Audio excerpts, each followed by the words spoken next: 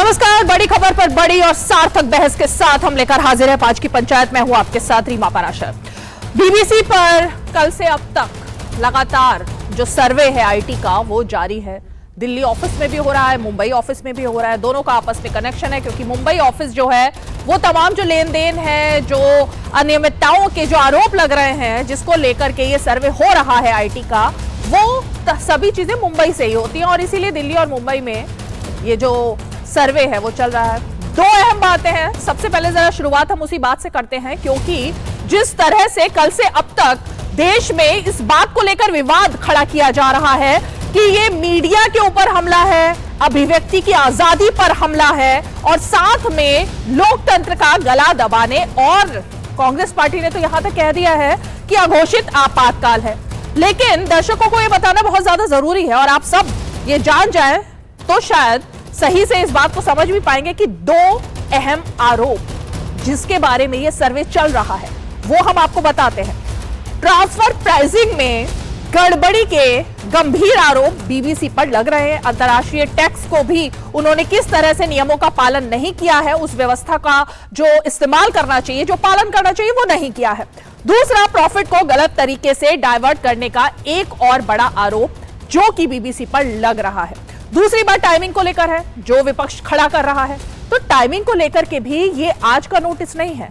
पिछले 5 साल से लगातार आईटी डिपार्टमेंट की तरफ से नोटिस पर नोटिस दिए जाते रहे, लेकिन बीबीसी ने उसको सीरियसली लिया ही नहीं, गंभीरता से लिया ही नहीं और ना ही जवाब दिए और ना ही अपनी जो गड़बड़ी है, जो टैक्स की चोरी है, उसको ठीक करने की कोशिश की। तो अब अगर जांच चल रही है तो फिर इतना हो हल्ला किस लिए?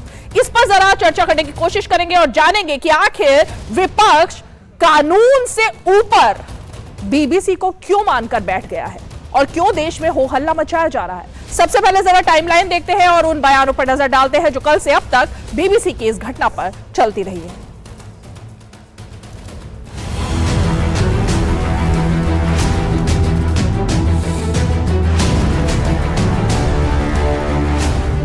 साल आलोचना ने आरोपों में गंवा दिए और हाल ये चुनाव हार जाओ, ईवीएम खराब, दे दो गाली। चुनाव हार जाओ, चुनाव आयोग को गाली दे दो। क्या तरीका है? अगर कोर्ट में फैसला पक्ष में नहीं आया तो सुप्रीम कोर्ट को गाली दे दो, उसकी आलोचना कर दो। अगर भ्रष्टाचार की जांच हो रही है तो जांच एजेंसियों को गाली दो।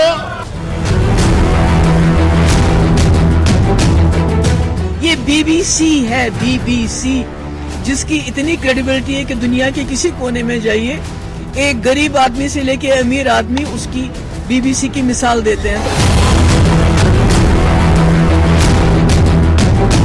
बीबीसी के पूरे देश में जो दफ्तर है उस पर जो आईटी रेट्स बताती है कि भारत की जो छवि है वैसे ही मोदी रिजीम में पूरी दुनिया में खराब है। हमारा जो फ्री प्रेस का इंटरनेशनल जो इंडेक्स है उसमें हमारा पायदान हम बहुत नीचे आ गए।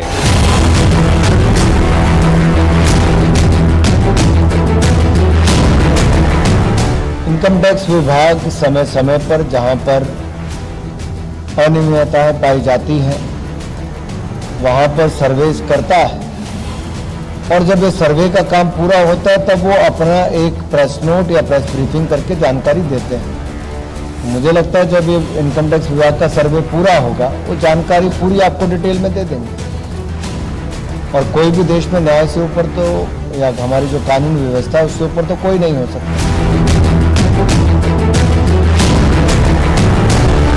केंद्र सरकार अपने बारे में कोई भी आलोचना सुनने के लिए तैयार नहीं है। अपोजिशन आलोचना करे उनके ऊपर छापे मारेंगे, कोई अखबार आलोचना करे उसको ठीक कर दिया जाएगा। और अगर अब विदेशी संस्थान बीबीसी जैसी एजेंसीज अगर कुछ लिख रही हैं तो उनके साथ भी जो ये हथकंडे अपनाए जा रहे हैं, इनको ये पूरी दुनिया में एक बहुत शर्मनाक तस्वीर जो है हिंदुस्तान की बना रही है।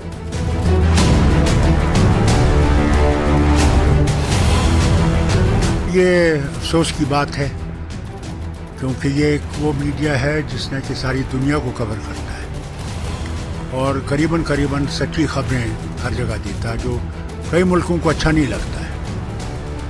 और जो इन पे आज ये हुआ है, ये हमको लगता है कि देखिए, पहले ही जमहूरियत पे यहाँ खतरा है।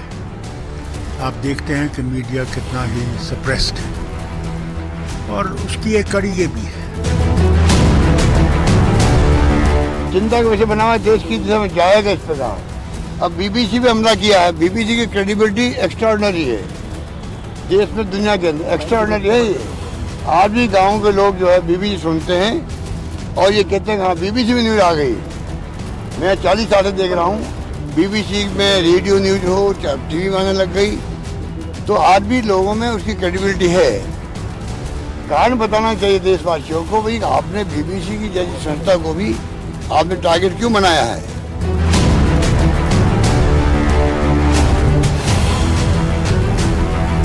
Only after India has assumed the presidency of G20, and why this kind of thing is coming from a people who had predicted that India will not be able to protect its freedom, its democracy, and India will be broken into pieces.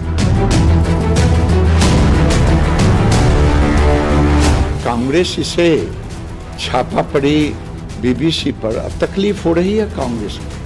वही कांग्रेस है जो मेरे बिहार में कहावत है कि चलनी दूसरे सूप को, जिसमें सहस्त्र छेद। ये इमरजेंसी लगा करके पूरे लोकतंत्र को शर्मसार करने का काम किया। ये किसका राज था? बीबीसी पर प्रतिबंध किसने लगाया था? ये किसका राज था?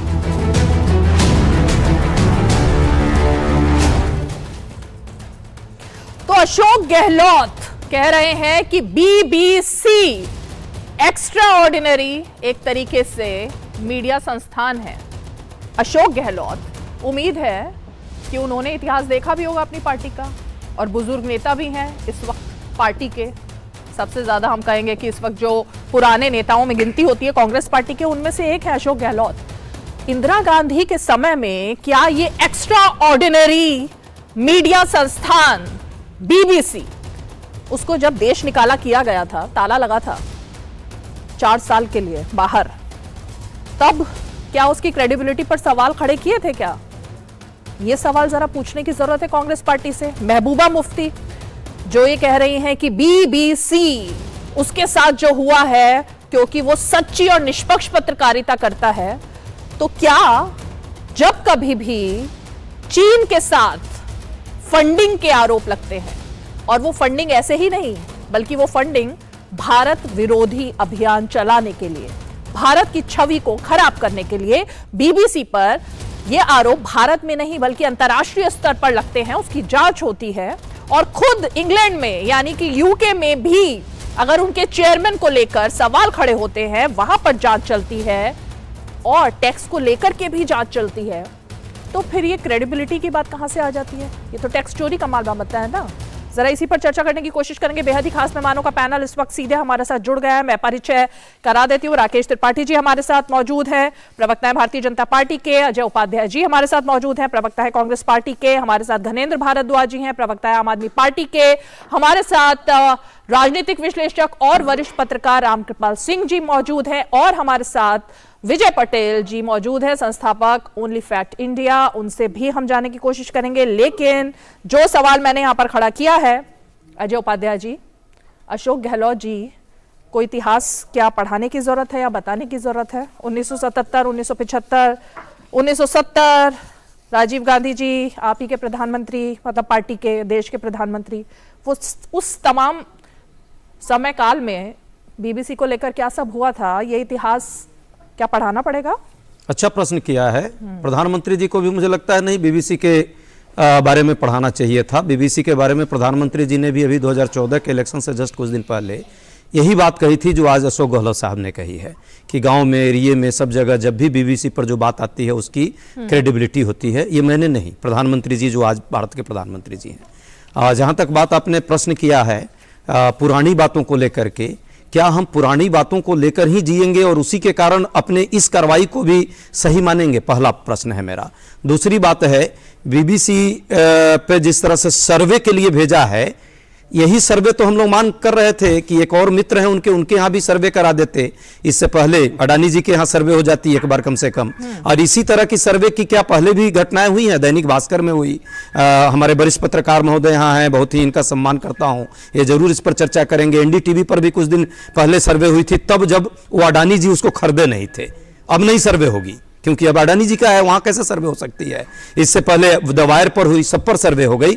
अंतर्राष्ट्रीय स्तर की बात, एक बड़ा संगीन आपने आरोप लगाया है और बहुत मुझे इस बात के लिए अंदर से दिल से चुभ रहा है ये बात कि बीबीसी पर यदि चाइना से फंडिंग लेकर के और इंडिया में कार्रवाई करने की बात थी तो ये इतने समय से ये सरकार कीर्तन क्यों कर रही थी? ये तो राष्ट्रद्रोही मामला था, तभी कर लेती। जब साहेब के बैकग्राउंड पर जब आई प्रश्न, उन पर जब प्रश्न आता है तब राष्ट्र हित उनको दिखती है। जब उन पर डॉक्यूमेंट्री आ गई तब उनको लगा कि बीबीसी के यहां एक सर्वे के लिए भेज दें हम, और उससे पहले जब राष्ट्र पर बात आई तो नहीं आई उनको।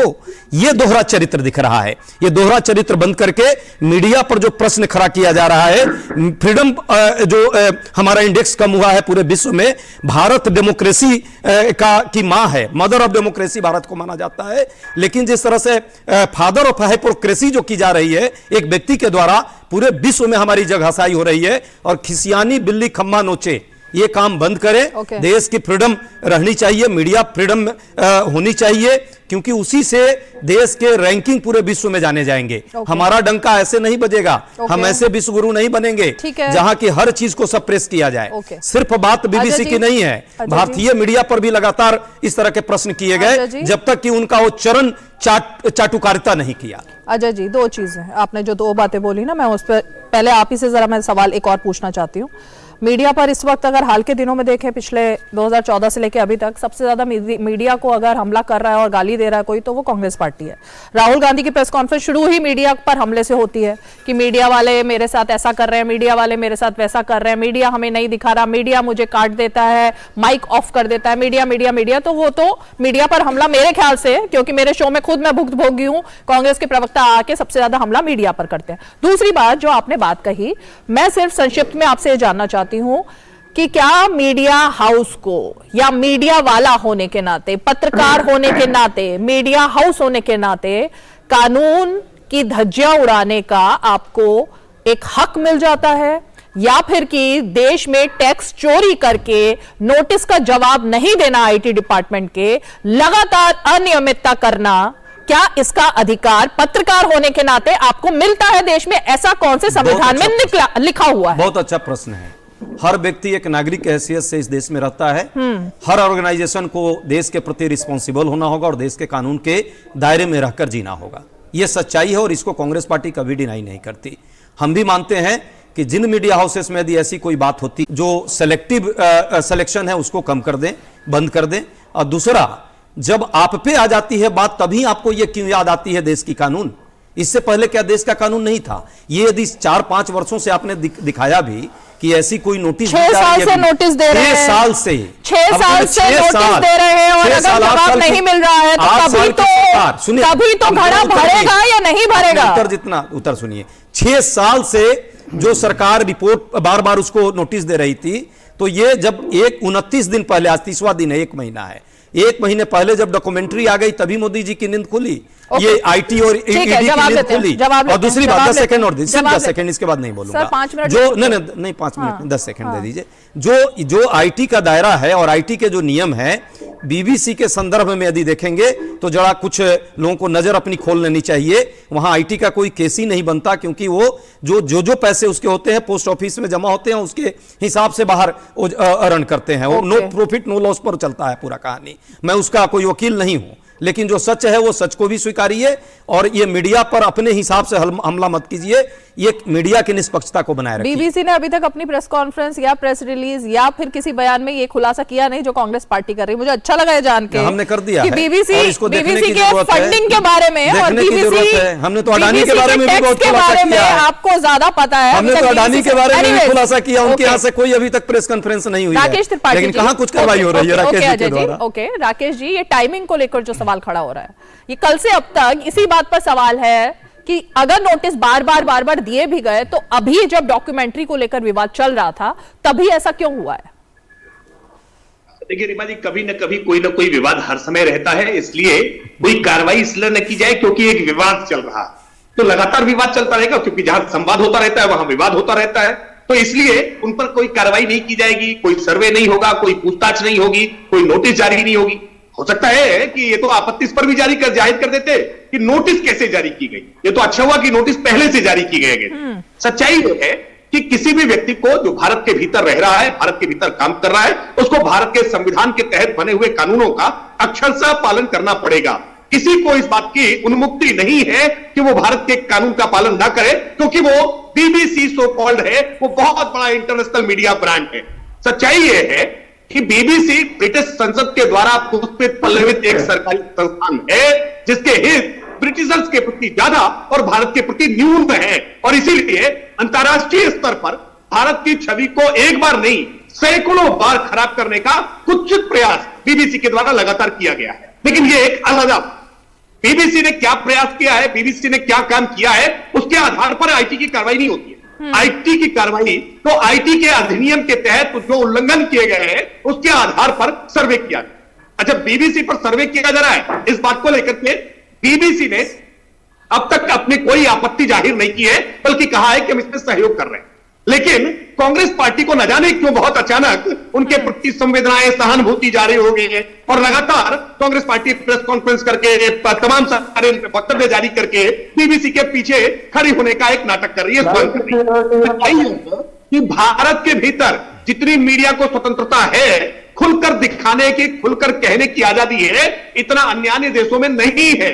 भारत के भीतर भारत के हित से परे भी अगर कोई ऐसा मसला है जिसको लेकर के जनहित बड़ा है, क्या ऐसा मसला है जिसको लेकर के मानवता बड़ा मसला है, वहां भारत ने सरकार की आलोचना करने में कहीं किसी प्रकार की कोई कोर कसर नहीं छोड़ती है। और इसलिए भारतीय मीडिया का अपना एक अलग स्थान है, और भारत की मीडिया को निश्चित तौर पर हम हमेशा प्रोत्साहित करते रहे हैं। कांग्रेस की तरह आपातकाल लगा करके मीडिया की स्वतंत्रता पर हम कोई बाधा उत्पन्न नहीं करते हैं। लेकिन वही कांग्रेस जो मीडिया पर आपातकाल थोप करके मीडिया के संस्थानों को बंद करने का काम करती रही, वो टीएमसी जिसमें मीडिया संस्थानों पर हल्ला बोलने का काम किया, वो समाजवादी पार्टी जिसने आसपारों के दफ्तर पर पिटाई कराने का काम किया, उन पर आगजनी करने का काम किया, अलग अलग सरकारों ने अलग अलग मीडिया दफ्तरों पर लगातार हमला बोला है, वो आज भाजपा की सरकार पर आरोप लगा रहे हैं। भारतीय जनता पार्टी की सरकार स्पष्ट तौर पर यह कह रही है कि भारत के भीतर हर संस्था को भारत के नियम कानूनों का पालन करना होगा, किसी को इस बात की छूट नहीं है। और भारत का संविधान भी ये कहता है कि अनुच्छेद 19(1)(1) के तहत अगर बोलने की आजादी वो जो रीमा परसर जी को है, वही अजय उपाध्याय जी को है, वही राकेश त्रिपाठी को है, वही किसी अन्य प्रवक्ता, किसी अन्य नेता, किसी अन्य कार्यकर्ता या किसी अन्य पत्रकार को है, कोई विशिष्ट उन्मुक्ति, कोई विशिष्ट अधिकार किसी को प्राप्त नहीं है। इस बात को समझना होगा। ठीक है, मैं तो इस पर जवाब लूंगी कांग्रेस पार्टी से। पहले अजय जी आप इसका जवाब ही दे दीजिए, फिर मैं जरा जाती हूँ ज्ञानेंद्र जी के पास में। बड़ा अच्छा ज्ञान दिया है। अगर इतिहास वो याद दिला रहे हैं जो मैंने भी जिसका जिक्र किया था, तो इतिहास से कौन भाग सकता है? त्रिपाठी जी एक विद्वान इतिहास से प्रवक्ता कोई नहीं है। भाग सकता ना जी, त्रिपाठी जी एक विद्वान प्रवक्ता हैं, भाई हैं, अच्छा उन्होंने ज्ञान दिया भारत में फ्रीडम ऑफ एक्सप्रेशन का, भारतीय संविधान की मौलिक अधिकारों की चर्चा उन्होंने की है। यही तो कह रहे हैं त्रिपाठी जी हम लोग कि उसी संविधान पर और उसी मौलिक अधिकार पर आप प्रहार कर रहे हैं बार बार। ये हाइपोक्रेसी बंद होना चाहिए। यही है, ये बीबीसी का मुद्दा नहीं है सिर्फ। देश में जितने भी संगठन हैं जो मीडिया से जुड़े हुए लोग हैं, यदि वो कोई आप पर बात कर दें, देखे ना कपन का क्या किया आपने हाल, क्या था उसके केस, अभी सुप्रीम कोर्ट ने उसको छोड़ा है। ऐसे मीडिया कर्मियों के साथ लगातार जो आप लोग प्रहार कर रहे हैं उसको बंद कीजिए। देश में स्वतंत्रता का एक चौथा स्तंभ है। स्वतंत्र यदि हम हैं, डेमोक्रेसी विश्व में हमारी जानी जाती है, तो उसके लिए कहीं ना कहीं भारत का संविधान और भारत के मीडिया संगठन है। मैं तो डीडी न्यूज को भी कहता हूं, ये भी, इसका भी संचालन जिस तरह से निष्पक्षता से के साथ होगा तो इससे भी सबको अच्छा लगेगा। हमारे आपके लोगों का पैसा है, टैक्स चोरी का मामला, उसको भटका क्यों रहे हो आप? ये सर्वे क्यों करने गए हैं? टैक्स चोरी का मामला है ना। सुनिए ना मैडम, ये सर्वे करने गए हैं, ये नहीं कर रहे हैं कि मैंने छापा मारा है। अरे यार, कौन सा बना रहे हो पूरे देश में लोगों को मूर्ख? लोग मूर्ख नहीं है, लोग समझ रहे हैं। कहना चाहिए ना कि हम छापा मार रहे हैं। टैक्स चोरी का मामला है। अडानी जी का एगो नया कंपनी आ गया है मीडिया में आजकल, एनडीटीवी। अब उस पर छापा नहीं लगेगी क्योंकि अब तो अडानी जी का हो गया, मित्र का हो गया, मित्र पर छापा नहीं मरेगी। सारा मुद्दा डाइवर्ट करने के लिए सब नाटक नौटंकी हो रहा है, पूरा देश देख रहा है, आपका दर्शक देख रहा है, और लोग इस देश के सामान्य लोग सबसे ज्यादा समझदार हैं। जहां तक मेरी जानकारी है, जहां तक मेरी जानकारी है और देशवासियों की जहां तक जानकारी है, देशवासियों की, रामकृपाल जी की, विजय पटेल की, राकेश त्रिपाठी जी की, सबकी जिनकी जानकारी है, बीबीसी की डॉक्यूमेंट्री का कोई कनेक्शन गौतम अडानी के साथ नहीं है। गौतम अडानी के साथ नहीं। गौतम अडानी का केस है ना, क्या गौतम अडानी ने फंडिंग की थी क्या बीबीसी को डॉक्यूमेंट्री बनाने के लिए? बार-बार ना गौतम अडानी ने, बार-बार गौतम अडानी पे जो बात आ रही है, एनडीटीवी पर होता था ना छापा। अरे भाई बार-बार छापा पड़ेगा, गौतम अडानी, हिम्मत तो छापा, गौतम अडानी का बीबीसी कनेक्शन का खुलासा अगर आप कर सकते हैं तो अब नहीं करवा पाएंगे छापा, कर दीजिए ना खुलासा। अडानी जी का अब हो गया है ना, अडानी जी का प्रेम है। अरे सर खुलासा कर दीजिए ना, ये बीबीसी की डिबेट में बार-बार गौतम अडानी क्यों आते हैं? प्रश्न आज वही है इस देश में, रोज 3 प्रश्न करते हैं, रोज 3 प्रश्न करते हैं। आप अडानी जी पर करिए, अडानी जी पर डिबेट नहीं कीजिएगा। आज भी 3 प्रश्न कांग्रेस का। एक सेकंड, 3 प्रश्न कांग्रेस का आज भी। मैं रामकृपाल जी, मैं 1 मिनट, क्योंकि आपने ना ये कहा था, क्योंकि इतिहास की बात हो रही है, तो रामकृपाल जी से ज्यादा वरिष्ठ तो मुझे नहीं लगता यहाँ पर कोई है जिनको पता लगे, जो बता सकेंगे कि आखिर ये जो मीडिया की हकों की जो दुहाई दी जा रही है कांग्रेस की तरफ से, ये पहली बार हो रहा है कि रामकृपाल जी? ये जो अगर कोई टैक्स चोरी करेगा, देश का कानून नहीं पालन करेगा, तो क्या उसको माफी है क्योंकि वो बीबीसी है? नहीं रीमा जी, जैसा कि आपने कहा पहले ही, देखिए दो चीज होती है, कानूनी गैर कानूनी, नैतिक अनैतिक। जब हम किसी भी सरकार के किसी भी एक्शन की बात करते हैं तो हमें नैतिक और अनैतिक इसको हटा देना चाहिए, देखना चाहिए कि वो कानून के तहत है या गैर कानूनी कोई चीज हो रही है। सिंपल सी चीज है। अगर कोई चीज, मुझे नहीं लगता अगर कोई चीज गैर कानूनी हो रही है तो हमारे देश में सर्वोच्च अदालत है, हाई कोर्ट है, डिस्ट्रिक्ट कोर्ट है, कहीं भी किसी भी पक्ष को जिसको भी है वो जा सकता है। रही बात ये कि जैसे बीबीसी की कही जा रही, देखिए मैं बचपन से बीबीसी सुनता रहा हूँ, इसमें कोई दो राय नहीं है, और मैं बीबीसी का आलोचक रहा हूँ, ये भी बता दूं, क्योंकि मैंने उस जमाने में देखा था जब अफ्रीका में अकाल पड़ा तो 8 बजे रात को जो बीबीसी की हिंदी सर्विस आती थी, उसमें मैंने देखा कि 8 मिनट तक रेगन की नाक में फुंसी पर बीबीसी बोलता रहा। अफ्रीका के अकाल पर कभी मैंने, मतलब वो गया ही नहीं। तो देखिए बीबीसी की जो स्थिति है, अचानक चूंकि हमें गुलाम मानसिकता रही है कि अंग्रेज रहे तो वो अच्छे थे। बीबीसी आज की तारीख में किसी भी जगह पे, बीबीसी जो मोदी जी ने कहा था कि कभी ऐसा था, it was a past tense, BBC is a past tense not present tense. आज मुझे बता दीजिए कि बीबीसी के देखने वाले खुद, आप किसी भी सर्वे एजेंसी से पूछ लीजिए बीबीसी का हिंदुस्तान में क्या देखा जाता है। हमारे यहाँ का एक साधारण से साधारण एफएम रेडियो और चैनल और ये जितने हैं, इनके सामने आज बीबीसी के लिए परेशानी हो रही है कि वो खत्म होता जा रहा है। इसीलिए उसने देखिए बहुत सारी चीजें की, पहले तो वो दिल्ली में और मुंबई में था भी नहीं जैसे था। दूसरी बात मैं ये कह रहा हूं कि देखिए बीबीसी के कंधे पर रख करके लगता है कि वोट की राजनीति ही देश में होनी चाहिए, लेकिन हमें अपनी राष्ट्रीय संप्रभुता को गिरवी रख करके किसी ऐसे संस्थान का, बाकी मैं इतिहास में नहीं जाता हूं, सिर्फ कोरोना काल में अगर आप पूरा बीबीसी ने जो जो भविष्यवाणियां हिंदुस्तान को लेकर की थी, आज बीबीसी को शर्म आनी चाहिए। उसने जितने आंकड़े बताए थे कि हिंदुस्तान में इतने लोग मर जाएंगे, जिस वैक्सीन को लेकर के, अमेरिकी वैक्सीन को लेकर के जिसकी तारीफ में हमारे यहाँ की तमाम पॉलिटिकल पार्टी मांग कर रही थी कि इसको क्यों नहीं लाया जाता, आज वो वैक्सीन अमेरिका में कटघरे में खड़ी है और हमारी वैक्सीन आज दुनिया इस बात को सराह रही है कि हम यहाँ पहुंचे। तो मेरा ये कहना है कि देखिए, हमें नहीं कहते, हमारा कोई मीडिया बहुत धुला हुआ नहीं है, दुनिया में कोई भी नहीं, लेकिन एक वेस्टेड इंटरेस्ट, हम एक जो भी भारत की हालत रही हो, जैसा कि कहा, अंग्रेज जब जाते जाते कह गए थे कि यहाँ तो लोकतंत्र कभी रह ही नहीं सकता, आज तक बीबीसी ने, और जितने चुनाव हुए हैं 2014 से लेकर के 2022 है, आप उठा करके बीबीसी की पूरी चुनाव एनालिसिस को देख लीजिए। और अभी एक सेकंड और, अजय जी ने कहा कि इस देश की जनता बहुत समझदार है, तो जनता ने जो मैंडेट दिया वो बीबीसी के जो भविष्यवाणी थी उसको असिद्ध किया, वो चकनाचूर हो गई।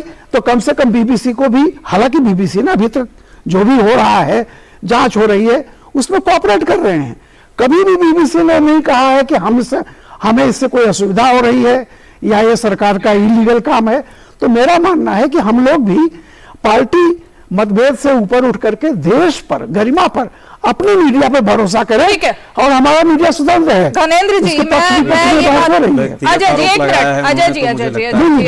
अजय जी व्यक्तिगत आरोप उन्होंने नहीं लगाया, उन्होंने बताया। मैं जरा एक मिनट, धनेंद्र भारद्वाज जी, मैं समझ सकती हूँ आम आदमी पार्टी की पीड़ा, तो मैं समझ सकती हूँ, क्योंकि आम आदमी पार्टी के लिए अगर कोई सबसे ज्यादा डंका बजता है तो वो न्यूयॉर्क टाइम्स में बजता है। तो विदेशी मीडिया को लेकर जो प्रेम है और जो प्रोत्साहन उनको दिया जाता है, वो तो आम आदमी पार्टी के लिए क्या उसका मायने है वो समझ में आता है। लेकिन मैं तो आपसे सीधे यही जानना चाहती हूँ, क्योंकि अरविंद केजरीवाल का ट्वीट देखा, सौरभ भारद्वाज का फूल देखा कि वो कल वैलेंटाइंस डे पर एक फूल दिखा रहे थे कि आज बीबीसी के लिए उनके हाथ में फूल था। मैं सिर्फ ये जानना चाहती हूं कि अगर कोई देश में रहकर, क्योंकि आप कह रहे हैं उससे ज्यादा निष्पक्ष पत्रकारिता देश में कोई कर ही नहीं रहा है बीबीसी से ज्यादा, अगर कोई बुरहान वानी को ये कहे कि वो करिश्माई एक मिलिटेंट, तो कहा ही नहीं उन्होंने, एक नेता के तौर पर उसको प्रदर्शित किया जाता है, देश के जो आंकड़े हैं कोविड के जिसका जिक्र रामकृपाल जी ने किया उसको गलत तरीके से पेश किया जाता है, चीन के साथ फंडिंग के आरोप आज नहीं लग रहे, कई बार लग चुके हैं, उसकी जांच भी चल रही है, तो इन सब के साथ भी क्या आम आदमी पार्टी खड़ी हुई है? निष्पक्षता क्या ये कहती है कि किसी जांच से भागा जाए सिर्फ इसलिए क्योंकि वो आपके फेवर में है?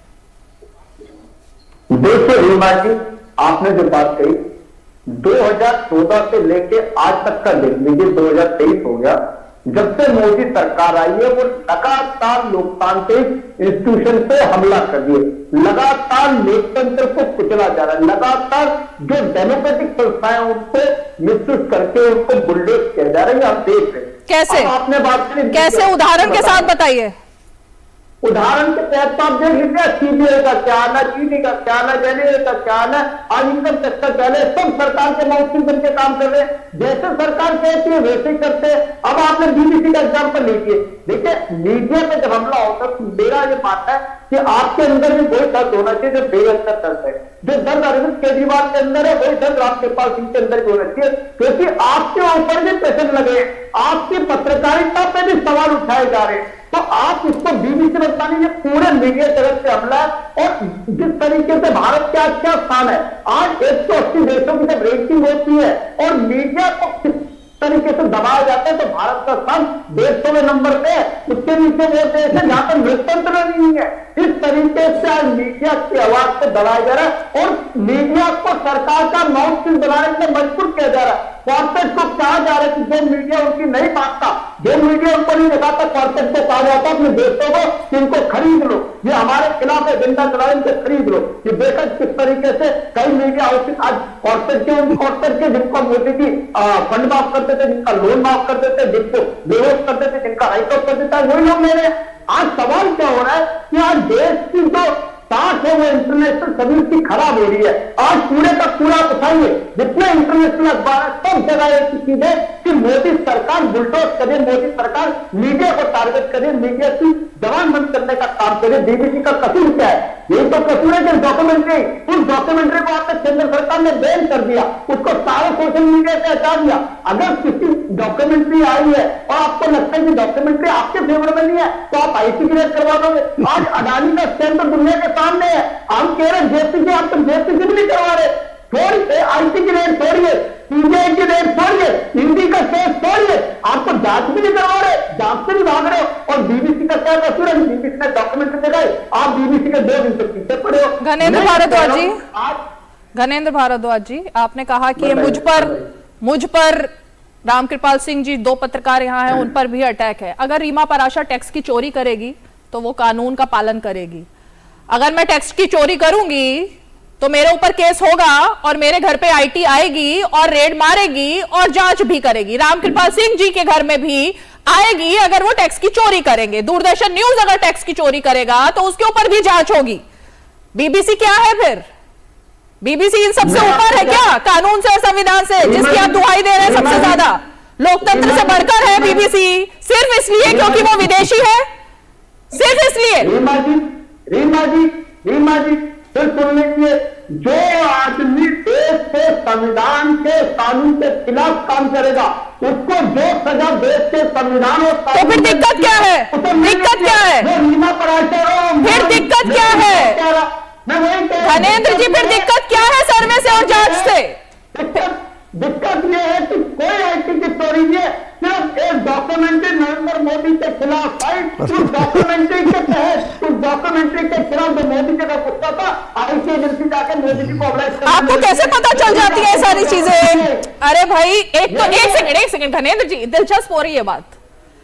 आपको मतलब आईबी की रिपोर्ट मिल जाती है, आपको आईटी की जांच से पहले आईटी की रिपोर्ट मिल जाती है, आपके सारे सोर्सेज जो है वो हर संस्था में बैठे हैं। एलजी क्या करने वाले हैं आपको पहले पता लग जाता है। बीजेपी के लोग कैसे सुबह उठ करके क्या करते हैं और उसके बाद वो आकर के एमएलए को खरीदते हैं नहीं खरीदते, वो भी आपको पहले पता लग जाता है। ये सारे सोर्सेज ये कहां पे है ये आम आदमी पार्टी के? कल की भी सूचना पहले मिलेगी। सारे सोर्सेज मैं क्या कह रहा हूं, आपको कैसे पता कि आईटी की आपको कैसे पता कि आईटी का कोई इसमें घपला नहीं है? आपको कैसे पता? मैं क्या कह रहा हूं, आप कह रहे हो, आपने अपने डिबेट में बताया कि 6 साल से इनकम टैक्स के नोटिस जा रहे थे, जवाब नहीं दे रहे थे।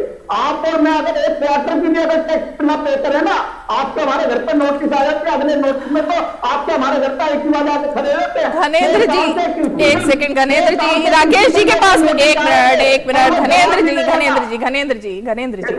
धनेंद्र जी, एक प्रक्रिया होती है किसी सिस्टम की या नहीं होती? पहले नोटिस भेजा जाता है, एक सेकेंड, नोटिस भेजा जाता है, फिर रिमाइंडर भेजा जाता है, फिर रिमाइंडर भेजा जाता है, जवाब ना आए तब कार्रवाई होगी ना सर। मतलब प्रक्रिया को तो मत झुटलाइए कम से कम देश की। राकेश त्रिपाठी जी जवाब देंगे। ओके, सिस्टम से क्यों खेल? राकेश त्रिपाठी दो बातें हैं। एक मिनट,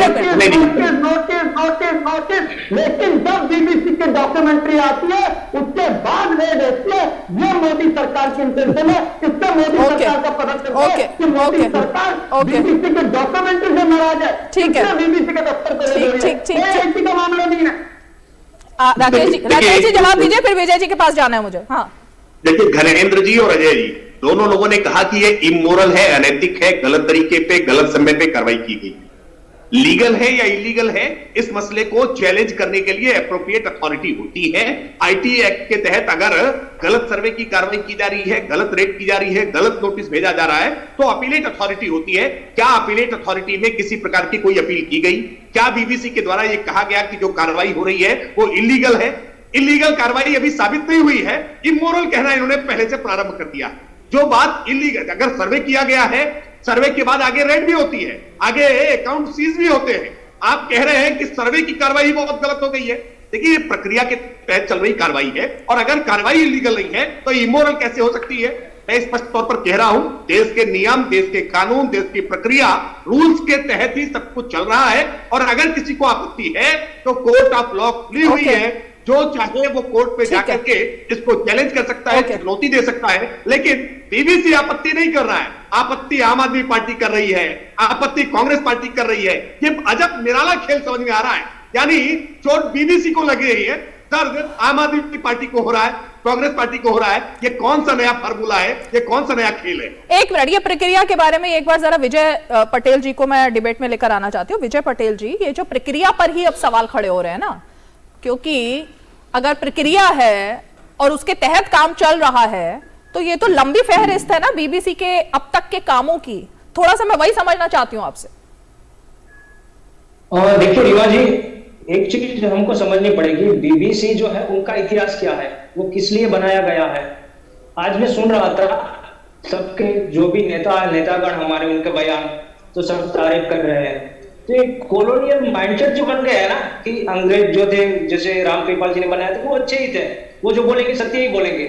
बट आपको जान के हैरानी होगी, बीबीसी का जो डिपार्टमेंट है, बीबीसी वर्ल्ड सर्विस, वो स्पेशली दुनिया के बाकी के देशों के ब्रॉडकास्टिंग के लिए बनाया गया है।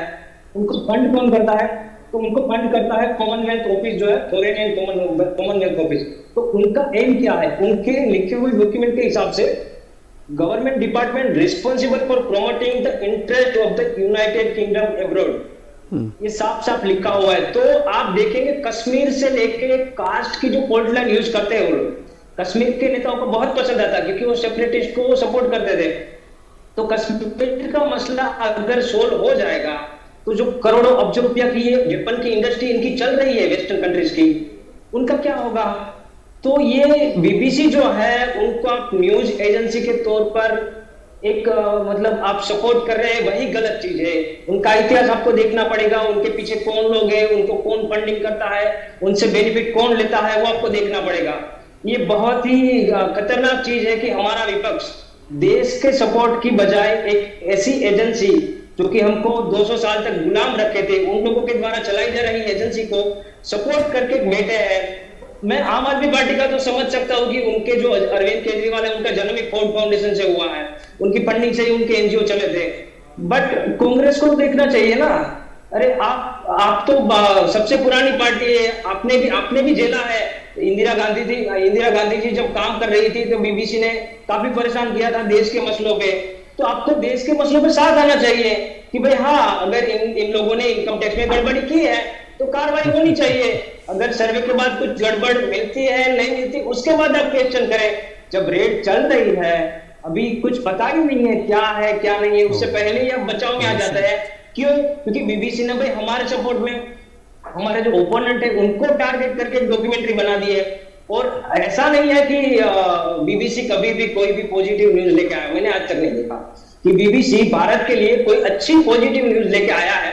ऐसा मुझे एक दो इंसिडेंट बता दीजिए कि हाँ, कोई भी सरकार के कार्यकाल में, मैं ये नहीं बोल रहा हूँ भाजपा के, कोई भी सरकार के कार्यकाल में मुझे बता दीजिए कि बीबीसी ने भारत की अच्छी तारीफ की हो।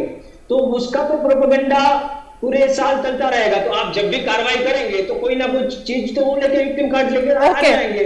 तो ये मसला है पूरा। ठीक है गणेंद्र जी, आप कुछ कहना चाह रहे हैं, लेकिन उसी में मैं सवाल भी जोड़ देती हूँ क्योंकि आप इस पर फोर्ड फाउंडेशन का नाम आया तो आप जाहिर तौर पर उसमें दिलचस्पी आपकी है और आप उस पर बयान देंगे भी। लेकिन मैं ये जानना चाहती हूँ, आपने कहा कि अंतर्राष्ट्रीय स्तर पर देश की छवि बहुत खराब हो रही है इस जांच की वजह से या इस सर्वे की वजह से। अमेरिका ने अगर किसी पर प्रतिबंध लगाया है तो वो चीन की वही हुआवे कंपनी है जो कि फंडिंग करती आई है बीबीसी को, जिसको लेकर के अमेरिका ने प्रतिबंध लगाया क्योंकि माना गया कि चीन के बहकावे में या दबाव में आकर बीबीसी हमेशा इस तरीके की खबरें दिखाता रहा है।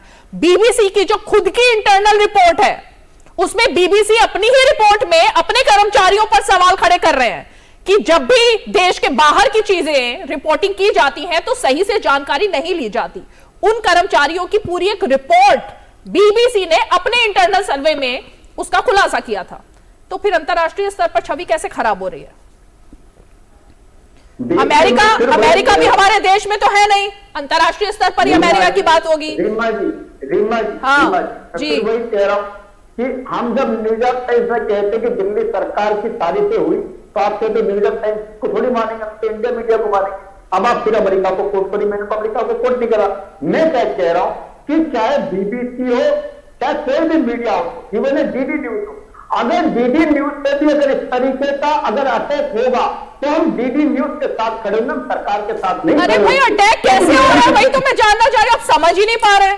अटैक कैसे है? सर्वे है, टैक्स चोरी का मामला है, वित्तीय अनियमितताओं का मामला है, इसमें अटैक कैसे है?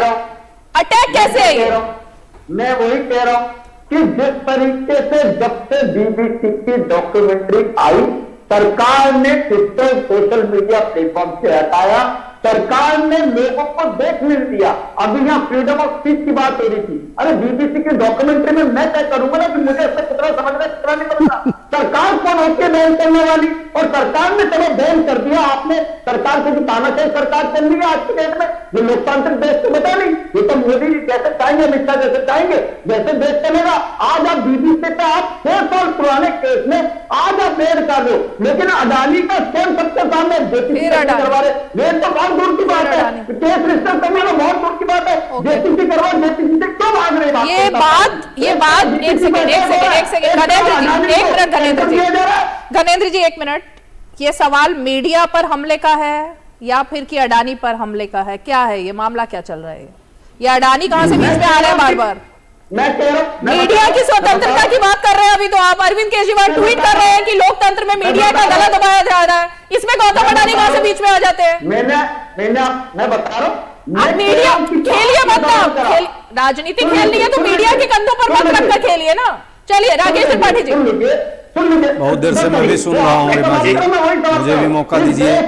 कांग्रेस पर बहुत ज्यादा प्रश्न आया है अभी। अलग कानून और राम कृपाल जी के अलग कानून है, ऐसा नहीं चलेगा। अगर जो बीबीसी के लिए कानून है वही कानून गौतम अडानी पे भी लागू होता है। गौतम अडानी ने चोरी करी है, हमारा पैसा कहाँ गया, LIC का पैसा कहाँ गया, स्टेट बैंक का पैसा कहाँ गया, और गौतम अडानी पे कोई जांच नहीं। अरे भाई तो सुप्रीम कोर्ट जाकर के तुरंत वारंट निकलवाई है। गौतम अडानी पे नहीं होगी। धनेंद्र जी मैं आ रही हूँ, एक मिनट। धनेंद्र जी कब जा रहे हैं आप सुप्रीम कोर्ट सबूत लेके गौतम अडानी के खिलाफ? कब जाएंगे? अरे गौतम अडानी का कब जाएंगे? अरे कब? सबूत चाहिए, टीवी चैनल पर थोड़ी ना अनाउंसमेंट होगा जांच की, सुप्रीम कोर्ट जाना पड़ेगा ना उसके लिए। KPC में तो बीजेपी के भी लोग होंगे, JPC करवाओ ना। चलिए राकेश त्रिपाठी जी, राकेश त्रिपाठी जी जवाब दे रहे हैं। राकेश त्रिपाठी जी फिर जेपीसी का जवाब दे रहे हैं। ओके राकेश जी पे पहले आ जाते हैं। जेपीसी का जवाब एक मिनट। खनेंद्र जी को आग्रह कर रहा हूं कि खनेंद्र जी का अगर एक भी पैसा SBI में जमा है या LIC की कोई पॉलिसी इनकी मैच्योर हो गई है, ये मेरे पास आ जाए, कल चल करके इनका हम पैसा निकलवा देते हैं। कहीं परेशानी नहीं है, कोई क्लियर है। संकट क्या है? अडानी से मिली भगत है भाई। मेरे पास भी, मेरा भी मैच्योर हो रहा है, मैं राकेश जी के पास आने वाला हूँ अगले महीने। अगले महीने मैं भी आने वाला हूँ। देश के सारे लोग इनके पास आएंगे जो सुन रहे हैं DD न्यूज़ पर। मसले पर बैन हुई थी। आपको जब भारत के संविधान के तहत अनुच्छेद 19(1)(a) के तहत अभिव्यक्ति की आजादी मिलती है, तो अनुच्छेद 1(b) के तहत युक्त युक्तक निर्बंधन भी मिलते हैं। पूरा पढ़ा करिए ना, अनुजल गगरी छलकत जाए, आधा संविधान पढ़ लेंगे, उसके बाद टीवी डिबेट में आ जाएंगे। पूरा संविधान पढ़िए भाई। देश के अनुकूल नहीं होगी, समाज के अनुकूल नहीं होगी, तो निश्चित तौर पर उस पर कानूनों के तहत बैन किया जाएगा। पहले भी होता रहा है और आगे भी किया जाएगा। लेकिन इस बैन का इनकम टैक्स की कार्रवाई से कोई सरोकार नहीं है, और किसी कांग्रेस के प्रवक्ता को या आम आदमी पार्टी के प्रवक्ता को यह छूट नहीं मिल जाती कि वो सरकार के विरोधी हैं, इसलिए वो आर्थिक तौर पर कदाचार कर सकते हैं, भ्रष्टाचार कर सकते हैं, और अगर कार्रवाई होगी तो ये कहा जाएगा कि वेंडेटा कार्रवाई है, ये बदले की कार्रवाई है, ये तरीका ठीक नहीं है। अगर कुछ गलत किया है, सांस को आंच नहीं होनी चाहिए। अगर गलत नहीं है तो डरना नहीं चाहिए, और गलत किया है तो उसके साथ खड़े नहीं होना चाहिए। ये बात आपको समझनी है। अजय उपाध्याय जी, पूरा देश देख रहा है। त्रिपाठी जी, पहली बात की आपने जो घोषणा की है राष्ट्रीय चैनल पर, मेरा भी अगले महीने एक मैच्योर हो रहा है LIC, और देश के लोगों का भी, जितने लोगों का होगा, सभी भाजपा कार्यकर्ताओं के यहाँ जाएंगे, आप जैसे नेताओं के यहाँ जाएंगे कि अडानी जी से मेरा पैसा जो है छोड़वा दीजिए, मुझे पैसे में कोई हानि ना हो। ये आज कंफर्म हो गया। 10 सेकंड, बहुत सीरियस बात कर रहे हैं। आप ही की LIC की बात पर एक बात कह रही हैं। जब मैं बोलता हूं तो बीच में क्यों डिस्टर्ब पूरा फोरम दूंगी। एक मिनट सुन लीजिए, कम से कम अडानी के प्रवक्ता वहां बैठे हैं, आप अडानी पर बोलते ही दर्द होता है। मैं अपनी व्यथा बता रही थी आपको, आप तो सुन ही नहीं रहे। मैं तो बहुत दर्द, मैं तो अपनी ही व्यथा बता रही हूँ, मैं भी दर्द से ही बता रही हूँ। पिछले महीने LIC की एक पॉलिसी मेरी भी मैच्योर हुई। एक हफ्ता नहीं लगा मुझे वो निकलवाने में पैसा। समय तक अभी पिछले महीने में नहीं, अभी 15 दिन ही हुए होंगे। 15 दिन बाद का बात आ गया, हफ्ते में पैसा आ गया। तो ये 24 फरवरी के बाद का मामला होगा। 24 फरवरी के बाद आपको बता रही हूँ, 15 दिन पहले, मतलब 15 दिन पहले। चलिए अजय जी, अरे रुकिए ना भाई, मेरी बात कर लीजिए। अरे मेरी बात कर लेने दीजिए। अरे प्रभु, मेरी बात कर लेने दीजिए। हाँ, बहुत अच्छी बात कही है। पहले तो मैं हमारे वरिष्ठ साथी और बड़े भाई के समान में बड़ा इज्जत करता हूं, इनको सुनता हूं सदैव, रामकृपाल जी को। आपने जो बात कही है, कोई बात यदि कोविड के टाइम में किसी ने गलत कही है तो उस पर उसके हिसाब से बात आएगी। कोई चुनाव का कोई विश्लेषण गलत किया है, ऐसे बहुत सारे मीडिया, इंडियन मीडिया भी ये करती रही है। तो ये आर्गुमेंट देना कि इसके कारण वो खराब हो गई, ये मैं नहीं मानता। दूसरी बात, कांग्रेस पार्टी सदैव मानती है कि सभी को इक्वल प्लेइंग फील्ड है, सभी को के लिए एक ही कानून है, चाहे वो देश की मीडिया हो या विदेश की। BBC है इसलिए हमको प्रेम नहीं है। हमारी सरकारों ने भी यदि कभी उस पर मीडिया पर सेंसरशिप किया था तो उसके लिए हम लोगों ने कई बार क्षमा मांगा है, और ये दृष्टांत देकर जो लोग भी इधर की कार्रवाइयों को सही मान रहे हैं, चाहे भास्कर पर हुआ, चाहे एनडीटीवी पर पहले हुआ, चाहे वायर पर हुआ, मुझे लगता है दुर्भाग्यपूर्ण है, चिंताजनक है। क्योंकि पुरानी यदि कोई गलती हुई है उसको आप इसलिए सही मान रहे हैं आज क्योंकि आपने किया था, ये कैसी बात हो गई? हम किसी ने हत्या कभी कर दी थी, इस कारण से दूसरा भी हत्या करे तो ये ठीक नहीं है। आज हम 21वीं शताब्दी में जी रहे हैं, 2023 में जी रहे हैं। विश्व गुरु बनने की दिशा में हम पिछले वर्षों से चल रहे हैं। ये कैसा विश्व गुरु बना रहे हैं आप, जहां विश्व मीडिया पर प्रश्न लगा रहे हैं, देश पे प्रश्न लगा रहे हैं। देश पे प्रश्न मत लगाइए, मीडिया पर प्रश्न लगाने से देश पर प्रश्न लगेगा। मोदी जी और भाजपा से बड़ा देश है, कांग्रेस से बड़ा देश। रामकृपाल जी, मैं कांग्रेस एक मिनट रामकृपाल जी, आपकी पुरानी कंपनी जिसके साथ आप इतने समय तक जुड़े रहे, इंडियन एक्सप्रेस पर जब ये हुआ, जब राजीव गांधी ने, और कोई ऐसे वैसे लोग नहीं गए थे वहां, तो बंदूकधारी पुलिसकर्मी गए थे ना, और तब स्टेटमेंट भी आया, पूरे देश भर में चर्चा का विषय रहा, कई दिनों तक चर्चा चलती रही। उसके लिए माफी मांगी थी क्या कांग्रेस पार्टी ने उस वक्त, और राजीव गांधी ने, जो इन्होंने कहा है कि हमने तो हमेशा माफी मांगी है? आपातकाल के लिए आपातकाल नहीं था उस वक्त, हमारे नेता ने, आपातकाल नहीं था उस वक्त, समय भी जो आपातकाल नहीं था उस वक्त। मैं राजीव गांधी के टेन्योर की बात कर रही हूँ, उसके बाद मैं राजीव गांधी के टेन्योर की बात कर रही हूँ। मीडिया हाउस पर बेवजह आपातकाल की बात नहीं कर रही हूँ सर, कोई भी बात हुई थी, आपातकाल की बात नहीं कर रही, आज जस्टिफाई करेंगे? आपातकाल की बात नहीं कर रही हूँ, आज का जस्टिफाई करेंगे? आपातकाल की बात नहीं की मैंने अभी तक। मैं दो बातें कहूंगा। देखिए, इंदिरा गांधी जी ने इमरजेंसी से बहुत पहले बीबीसी पर बैन किया था, 70 में या 72 जो भी है, यानी 10 जून। हाँ, इसीलिए कह रहा हूं कि 70 में बैन किया था, और जून 75 में इमरजेंसी लगाई थी। इमरजेंसी में जो ज्यादतियां हुई थी प्रेस फ्रीडम पर, उसके लिए इंदिरा गांधी जी ने माना था कि गलती हुई है, लेकिन बीबीसी पर बैन के लिए इंदिरा गांधी जी ने कभी गलती नहीं मानी, जिसको आज आप लोग कह रहे हैं कि बीबीसी पर हो रहा है। मैं एक बात कर रहा हूं। दूसरी बात देखिए, बीबीसी एक बात तो है कि विदेशी संस्था है, मैं सिर्फ इतना कहता हूं कि बीबीसी, जैसा कि हमारे मित्र पटेल जी ने बताया कि बीबीसी का जो प्रियम्बल, उसका जो उद्देश्य था वो ब्रिटिश हितों की रक्षा करना, कॉमनवेल्थ में और पूरी दुनिया में वो अपने हिसाब से काम कर रहे थे कि ब्रिटेन के हितों की रक्षा हो। हम ये कह रहे हैं कि हम अपने मीडिया संस्थानों में चाहे जितने मतभेद हो, चाहे जो भी हो, लेकिन हमें जो राष्ट्रीयता की भावना रहेगी वो बीबीसी में नहीं रहेगी। बिल्कुल। आपका मोदी जी से विरोध हो, बीजेपी से, वो मैं मान सकता हूं सही होगा, लेकिन वो विरोध बीबीसी के प्रति प्रेम में न बदल जाए। जो संस्था हमेशा हिंदुस्तान को नीचा दिखाने की फिराक में रहती है, पहली बात। दूसरी बात एक और कह दूं, जो अडानी पर आप लोग देखिए, फाइनेंशियल मामलों में हम लोगों को देखना चाहिए, पूरा देश देख रहा है, सच्चाई बतानी चाहिए। आज नहीं ये प्रणय राय जी ने अपनी कंपनी को अडानी के यहाँ गिरवी रख करके हजारों करोड़ का, सैकड़ों करोड़ का लोन लिया था, और जाहिर सी बात है कि अगर हम कोई कंपनी को गिरवी रख के लोन लेते हैं तो वो लोन नहीं चुकाएंगे तो वो कंपनी तो अपने आप उनकी होगी। हुआ यही है। अच्छा हुआ, मैं बताऊं ये, इसलिए देखिए, कोई यहां पर डिफेंड करने वाला नहीं, मैं नहीं कहता हूं, लेकिन जो सच्चाई है उसको भी आप सामने रखिए और सुनिए। इस देश की अदालतों पर भरोसा रखिए। आप लोग, सब लोग कहते हैं अगर कहीं कोई गड़बड़ी हुई है, चाहे वो अडानी हो, चाहे वो बीबीसी के मामले में हो, मैं फिर कह रहा हूं, जैसा रीमा जी ने पूछा, अदालत में जाइए, अदालत से लेके आइए। 10 सेकंड, सिर्फ 10 सेकंड, क्योंकि विजय पटेल के पास मुझे जाना है। भाई का कहना है कि इस देश की सरकार का कोई काम नहीं है, सरकार का काम है अपने प्लेन पर, अपने हवाई जहाज पर एक उद्योगपति मित्र को ले जाए और गलत रूट से रीरूट होकर के सेल कंपनियां इस देश में पैसा लगाए। कैसा धन है, किसका धन है, कहां से आया, क्यों आया, इस पर कोई जांच नहीं करे, यही तो मांग कर रहे हैं। ठीक है, ठीक है, ठीक है, ठीक है, विजय जी,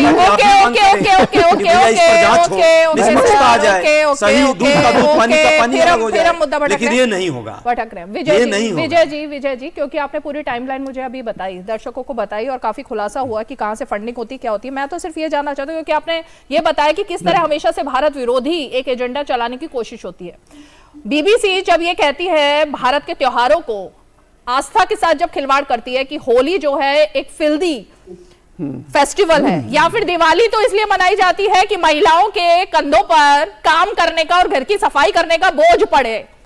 तो इस तरीके के जो बयान आते हैं, इस तरीके की जो रिपोर्टिंग होती है, उसको डिफेंड कर रहे हैं सब लोग यहाँ पर। देखिए, जैसे मैंने पहले तो बताया, ये सिर्फ भारत विरोधी नहीं है, ये तो अखंडता और देश की धार्मिक भावना विरोधी है। ऐसी बातों को कोई डिफेंड नहीं कर रहा है।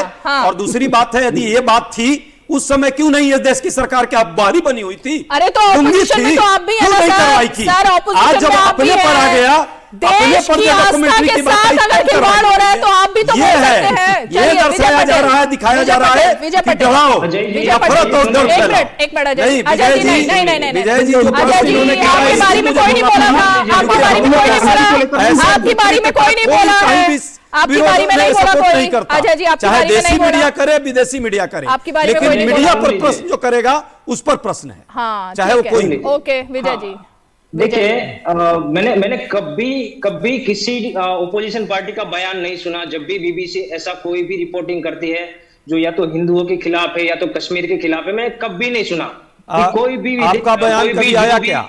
आपका बयान आया कभी? सरकार का बयान आया कभी?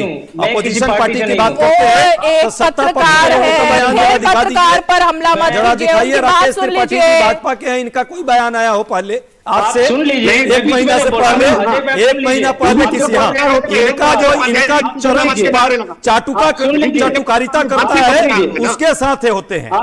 ये नोएडा कमांडर जो है, नोएडा में रहते हुए उनके फेवर में रहते हैं राकेश भाई हमेशा। बहुत सारे इनके हैं अपने कमांडर, नोएडा में इनके कमांडर हैं राकेश भाई के, एक से कमांडर है नोएडा में पाले हुए हैं, उसी पर पूरा देश चला रहे हैं आजकल। मीडिया पर ही चला रहे हैं ना, वो फेवर इनको करे, इनको ठीक लगता है। सामने हिंदू मुस्लिम करे, वो ठीक लगता है। देश की पॉलिसी को लेकर के छापा नहीं है, उनके कंटेंट को लेकर के छापा नहीं है, आपकी बातों को लेकर छापा है। एक सेकंड राकेश जी, एक मिनट। अजय उपाध्याय, ये किस पे हमला किया है अभी आपने? ये मीडिया पे हमला था या नहीं था? मतलब बीबीसी की जांच हो तो चाटुकार मीडिया आप है। फिल्म सिटी में जितने चैनल चल रहे हैं, फिल्म सिटी में चैनल चल रहे हैं, उनके ऊपर आप अगर हमला करें वो सही है? जो अडानी की मीडिया है, पत्रकारों का सम्मान हो रहा है यहाँ पर, मीडिया है, ये सम्मान हो रहा है, अडानी का मीडिया सम्मान हो रहा है, जो अडानी का मीडिया है, जो अडानी के पैसों पर पल रहा है। विजय पटेल की आवाज जाएगी, रहा है विजय पटेल जी की आवाज जाएगी, सिर्फ विजय पटेल जी की आवाज जाएगी। जी बोलिए। मुझे याद है, हमारे ही दूरदर्शन के वरिष्ठ पत्रकार है अशोक श्रीवास्तव जी, उन्होंने एक इंटरव्यू लिया था मोदी जी का, तो उसको किस तरह से प्रताड़ित किया था वो पूरी दुनिया जानती है। तब किसकी गवर्नमेंट थी, तब प्रेस का फ्रीडम कहाँ गया था, वो हमको अजय भाई को बताने की जरूरत नहीं है कि कैसे उनको प्रताड़ित किया था। क्यों? क्योंकि उन्होंने उस टाइम एक गुजरात के मुख्यमंत्री था, उनका सिर्फ इंटरव्यू लिया था, उन्होंने उसमें कुछ कंट्रोवर्शियल भी नहीं लिया, बोला था या कुछ भी था। तो प्रेस की फ्रीडम के बारे में आप थोड़ा रहने दीजिए। मैं बता रहा था कि जब दुनिया मतलब देश के बाहर की जो एजेंसी है, अब सुन लीजिए, मैं बीच में नहीं बोल रहा था, आप जब बोल रहे थे। अरे अजय जी को उनको बोलने का मौका देंगे अब थोड़ा सा। देश के बाहर की कोई भी मीडिया, जो सो कॉल्ड मीडिया, जिनके इंटरेस्ट होते हैं, फाइनेंशियल होते हैं, सब कुछ बहुत होता है। ऐसा नहीं है कि वो मतलब अभी भी यहाँ की देश की जनता के लिए कुछ करना चाहते हैं या तो और भी कोई उसका एम है। उसका सिंपल है, फाइनेंशियल एम है, वो भी फाइनेंशियली कंट्रोल करना चाहते हैं देश को या तो दुनिया को। तो ये जो उनके लोग हैं, वो यहाँ पे जो प्रोपेगेंडा चलाते हैं, तब उनको सपोर्ट करना, ये हमारी राजनीतिक पार्टियों को बचना चाहिए। प्यारा लगता था 14 से पहले मोदी जी को, वही बीबीसी की प्रशंसा वही 14 के पहले, देसी 14 के बाद बनाया। 2014 से पहले अगर कुछ था, एक मिनट वक्त नहीं है मेरे पास, यही 14 के पहले वक्त नहीं है अजय जी, वक्त नहीं है मेरे पास अजय जी, वक्त नहीं है, उनको नजर उनका खोल रहा था, हालांकि पट्टी बंदी हुई है, खुलेगी नहीं। ओके, वक्त नहीं है, तो मैं सिर्फ इस बात से खत्म करना चाहूंगी इस बात को। 2014 से पहले अगर कुछ हो रहा था, अगर बीबीसी की रिपोर्टिंग अच्छी थी, नहीं थी, कैसी थी, नहीं थी, कांग्रेस की, और आज वो जो काम कर रहा है, क्या उससे उसे माफी मिल जानी चाहिए? क्या माफी मिल जानी चाहिए? तो फिर डॉक्यूमेंट्री के बाद किसी भी तो फिर ये बात कहां से आती है? चलिए, डॉक्यूमेंट्री बनाने के बाद तो माफी मिलनी ही नहीं चाहिए। ओके, घनेंद्र भारद्वाज, एक सेंटेंस में मैं घनेंद्र भारद्वाज जी को समय दूंगी, उनसे मैं जानना चाहूंगी कि अभी आपने कहा कि कोर्ट में जाना चाहिए, तो बीबीसी के पक्ष में अर्जी लेकर आप कोर्ट में कब जा रहे हैं? देखिए मैं रीमा जी फिर कह रहा हूं कि ये सरकार लोकतंत्र की दुश्मन है। ये सरकार कानून की दुश्मन है, सरकार संविधान के दुश्मन है, ये सरकार मीडिया की दुश्मन है, ये सरकार आपकी भी दुश्मन है, सरकार रामकृपाल जी की दुश्मन है। सिलेबस से बाहर का सवाल था वो, सिलेबस से बाहर का सवाल था गणेंद्र जी, सिलेबस से बाहर का सवाल था। एमसीडी का चुनाव जो लिख कर आए थे उससे थोड़ा बाहर का सवाल था, तो जवाब नहीं दे पाए। नहीं दे रहे हैं जीते हुए। चलिए ठीक है, बहुत बहुत शुक्रिया आप सभी खास मेहमान 5 की पंचायत में हमारे साथ जुड़े। और इसीलिए जब सवाल खड़ा होता है कानून का और संविधान का, तो चाहे वो मीडिया हो या कोई भी आम नागरिक हो, कानून और संविधान से देश में कोई ऊपर नहीं है। और इसीलिए लोकतंत्र की दुहाई देते देते ये जरूर नहीं भूल जाना चाहिए कि अगर कोई कानून का पालन नहीं करेगा, देश की संस्थाओं का पालन नहीं करेगा और भारत के खिलाफ एजेंडा चलाएगा, तो जाहिर तौर पर कानून तो अपना काम करेगा ही और उससे कोई अछूता नहीं रह सकता है। आज 5 की पंचायत में इतना ही, कल फिर होगी मुलाकात, तब तक के लिए हमें दीजिए इजाजत, नमस्कार।